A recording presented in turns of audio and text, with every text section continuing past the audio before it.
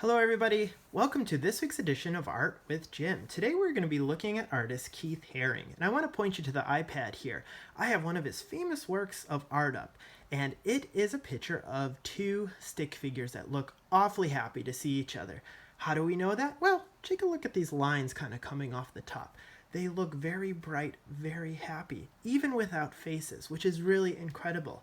Keith Haring is the guy who put stick figures into the art museum, right? Now look at these characters here. Maybe think of one or two things you can tell me about them. I'll wait. Go ahead. Think of it.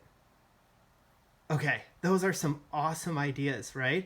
And I'm hearing you. Yes, they look like they are moving. How do they look like they're moving? Well, check it out. There are squiggle lines all over them. So if you just drew a stick figure with squiggle lines coming off it, it looks like it's moving. It's a great trick. It also could be, look, maybe it's because they're holding each other up, right? There's this community of little figures here holding each other up, holding things together. And I love that idea. Yeah, and it's also extremely what? Yeah, extremely bright colors. That guy loved colors. And we're going to be using some really, really bright colors for our lesson today. Let me go ahead to the next image. Okay, so here's Keith Haring drawing in the New York City subway. This guy brought art to the people, right? He didn't make you go to the art gallery. He brought it to you. So let's say you're waiting for the bus or the subway. You might look and spot one of his artworks here. He would find empty areas where there was no advertisement, and he would put his art with chalk. So the same way that you draw on your sidewalk on a sunny day, he did the same, but he did that in the subway so that everyone could see his art. And I brought this one out, right? Because of this guy.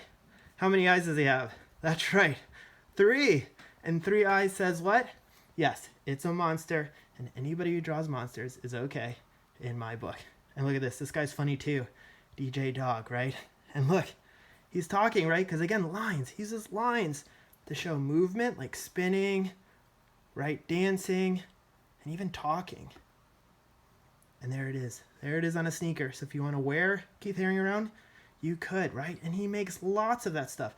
He made lots of t-shirts too, so that you could wear his t-shirts. You could still go and buy his t-shirts today. All right, I brought this up because this was in the Guinness Book of World Records for the largest puzzle ever created.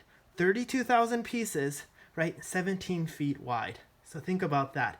That is one big puzzle. So I'm going to pause there, and now we're going to go off to our artworks here. Check it out. I did something with this paper. What did I do? Yeah, that's right. I have this nice lavender tape. Any kind of masking tape or painter's tape would do, but basically I made a frame of tape. I'm going to show you the magic that will create a little bit, okay? I'm going to be able to pull that off and have a nice white frame around my artwork, the same way Keith Haring has here too. So let's move on to the bright colors. I have some really bright tempera colors, and I have my piece of foil here. So let me lay this out. Okay. The foil is my palette. That's where I put my paint. Foil is a nice solution if you don't have any other place to put your paint.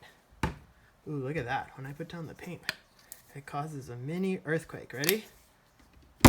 Whoa. So there's my paint.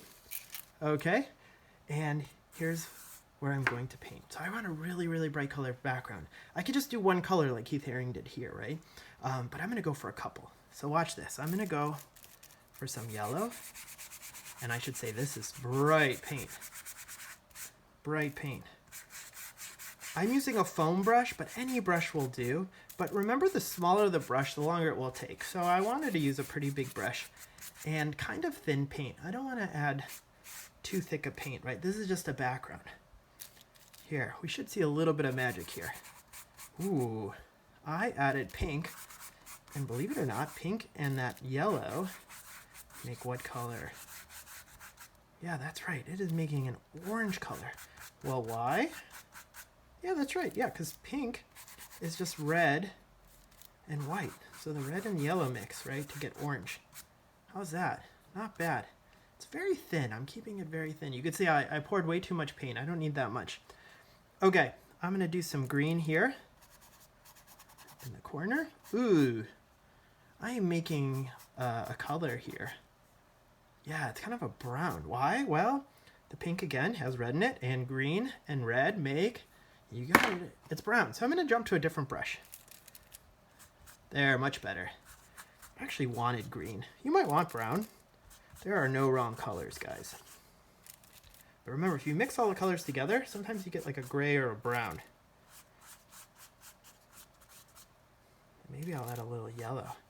Ooh, brighter green. Okay, you might be asking, why is it shiny? Well, I have a lamp on, right? You can kind of see it a little bit here. The lamp makes it shiny because it's still wet. So it is going to dry for a bit. So in the meantime, I actually can do this while it's still a little wet. I have a pencil here.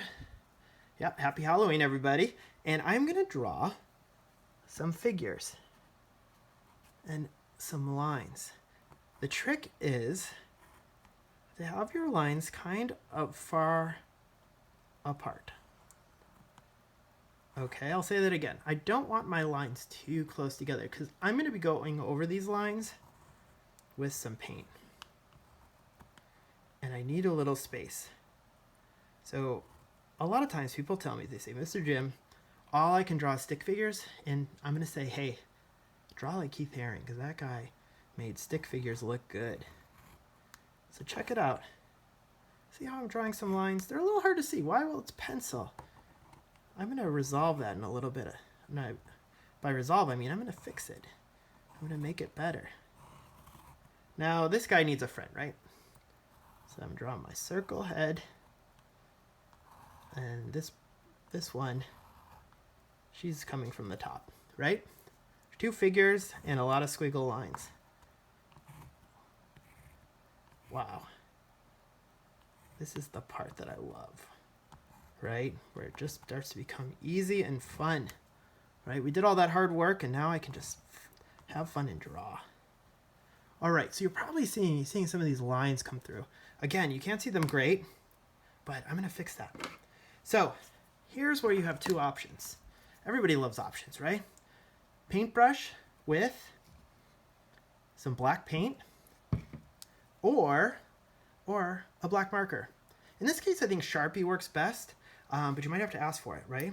If you don't have Sharpie, black Crayola marker works too, or black marker for any brand. And the only thing I have to watch for is that this should be dry. And you could see, remember I said it was shiny? A lot less shiny now, right? Because it's dried or drying. It's almost there. I'm not going to use the Sharpie because it might still be a little wet, but that's important because Sharpie on wet paint means dried up marker, right?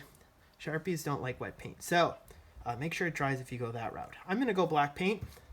So let me put on some black paint here. Okay. And again, brush. Big brush or little brush? Yeah, little brush. Okay. Ooh, and I got some paint dust on my picture here. Let me wipe that off. Okay. Now here I'm going to very carefully paint over my lines. Whoa. Remember I said you couldn't see them so well, but I was gonna fix it. Whoa. Look at that pop. That's a term that artists love to say. When things pop, that means they jump out at you, right? And that's what Keith Haring did a lot of. And you could notice here, take a look. There's a dark outline on just about every one of his drawings, right? He loved line. He drew with line. That's why he did stick figures. Stick figures could be called just line figures. Okay, this is so fun, guys. Black paint. Okay, let me do my figure here. Oh. Nice. Notice I keep dipping in the paint, right? I don't want a dry brush. What do I mean by dry brush? Let's say I don't dip in the paint. After a while, look at that. It starts to dry out a little bit. I want the paint kind of thick. So after every brush stroke, I go back for more. Because you're just going to end up throwing out that extra paint anyway. So you might as well use it, guys.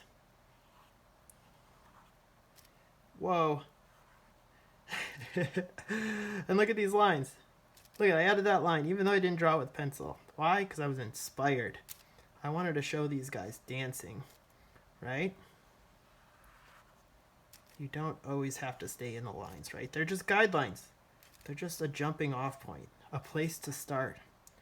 But you get to decide where it finishes. Wow.